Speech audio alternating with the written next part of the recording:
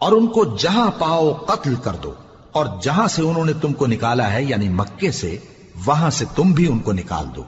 اور دین سے گمراہ کرنے کا فساد قتل و خونریزی سے کہیں بڑھ کر ہے۔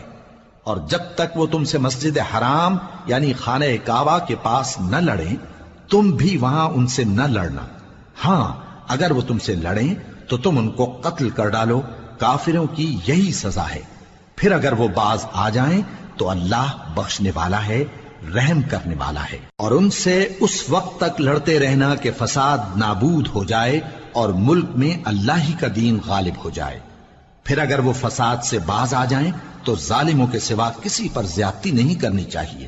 ادب کا مہینہ ادب کے مہینے کے مقابل ہے، اور ادب کی چیزیں ایک دوسرے کا بدلہ ہیں۔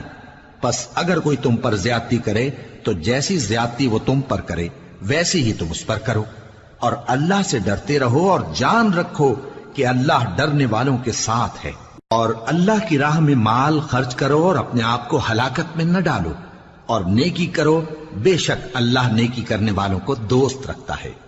اور اللہ کی خوشنودی کے لیے حج اور عمرے کو پورا کرو، اور اگر راستے میں روک لیے جاؤ تو جیسی قربانی میسر ہو کر دو، اور جب تک قربانی اپنے مقام پر نہ پہنچ جائے سر نہ منڈاؤ۔ اور اگر کوئی تم میں بیمار ہو یا اس کے سر میں کسی طرح کی تکلیف ہو تو اگر وہ سر منڈا لے تو اس کے بدلے روزے رکھے یا صدقہ دے یا قربانی کرے۔ پھر جب تکلیف دور ہو کر تم مطمئن ہو جاؤ تو جو تم میں حج کے وقت تک عمرے سے فائدہ اٹھانا چاہے وہ جیسی قربانی میسر ہو کرے، اور جس کو قربانی نہ ملے وہ 3 روزے ایام حج میں رکھے اور 7 جب واپس ہو، یہ پورے 10 ہوئے۔ یہ حکم اس شخص کے لیے ہے جس کے اہل و عیال مکے میں نہ رہتے ہوں۔ اور اللہ سے ڈرتے رہو اور جان رکھو کہ اللہ سخت عذاب دینے والا ہے۔ حج کے مہینے معین ہیں جو معلوم ہیں، تو جو شخص ان مہینوں میں حج کی نیت کر لے تو حج کے دنوں میں نہ عورتوں سے اختلاط کرے، نہ کوئی برا کام کرے اور نہ کسی سے جھگڑے۔ اور جو نیک کام تم کرو گے وہ اللہ کو معلوم ہو جائے گا۔ اور زاد راہ یعنی رستے کا خرچ ساتھ لے جاؤ، کیونکہ بہترین زاد راہ پرہیزگاری ہے۔ اور اے اہل عقل، مجھی سے ڈرتے رہو، اس کا تمہیں کچھ گناہ نہیں کہ حج کے دنوں میں بذریعہ تجارت اپنے پروردگار سے روزی طلب کرو۔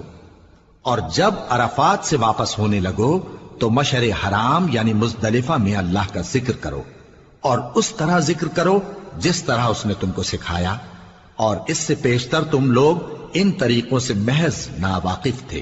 پھر جہاں سے اور لوگ واپس ہوں وہیں سے تم بھی واپس ہو، اور اللہ سے بخشش مانگو، بے شک اللہ بخشنے والا ہے، رحمت کرنے والا ہے۔ پھر جب حج کے تمام ارکان پورے کر چکو تو مینا میں اللہ کو یاد کرو جس طرح اپنے باپ دادا کو یاد کیا کرتے تھے، بلکہ اس سے بھی زیادہ۔ اور بعض لوگ ایسے ہیں جو اللہ سے التجا کرتے ہیں کہ اے پروردگار ہم کو جو دینا ہے دنیا ہی میں دے دے، اور ایسے لوگوں کا آخرت میں کچھ حصہ نہیں۔ اور بعض ایسے ہیں کہ دعا کرتے ہیں کہ پروردگار ہم کو دنیا میں بھی نعمت عطا فرما اور آخرت میں بھی نعمت بخشیو اور دوزخ کے عذاب سے محفوظ رکھیو۔ یہی لوگ ہیں جن کے لیے ان کے کاموں کا حصہ یعنی اجر نیک تیار ہے، اور اللہ جلد حساب لینے والا ہے۔ اور قیام منا کے دنوں میں جو گنتی کے دن ہیں اللہ کو یاد کرو۔ اگر کوئی جلدی کرے اور 2 ہی دن میں چل دے تو اس پر بھی کچھ گناہ نہیں، اور جو بات تک ٹھہرا رہے اس پر بھی کچھ گناہ نہیں۔ یہ باتیں اس شخص کے لیے ہیں جو اللہ سے ڈرے، اور تم لوگ اللہ سے ڈرتے رہو اور جان رکھو کہ تم سب اس کے پاس جمع کیے جاؤ گے۔ اور کوئی شخص تو ایسا ہے جس کی گفتگو دنیا کی زندگی میں تم کو دلکش معلوم ہوتی ہے، اور وہ اپنے معافی ضمیر پر یعنی اس بات پر جو اس کے دل میں ہے اللہ کو گواہ بناتا ہے، حالانکہ وہ سخت جھگڑالو ہے۔ اور جب پیٹ پھیر کر چلا جاتا ہے تو زمین میں دوڑتا پھرتا ہے تاکہ اس میں فتنہ انگیزی کرے اور کھیتی کو برباد اور انسانوں اور حیوانوں کی نسل کو نابود کر دے، اور اللہ فتنہ انگیزی کو پسند نہیں کرتا۔ اور جب اس سے کہا جاتا ہے کہ اللہ سے خوف کر تو غرور اس کو گناہ میں پھنسا دیتا ہے، سو اس کو جہنم کافی ہے اور وہ بہت برا ٹھکانہ ہے۔ اور کوئی شخص ایسا ہے کہ اللہ کی خوشنودی حاصل کرنے کے لیے اپنی جان بیچ ڈالتا ہے، اور اللہ بندوں پر بہت مہربان ہے۔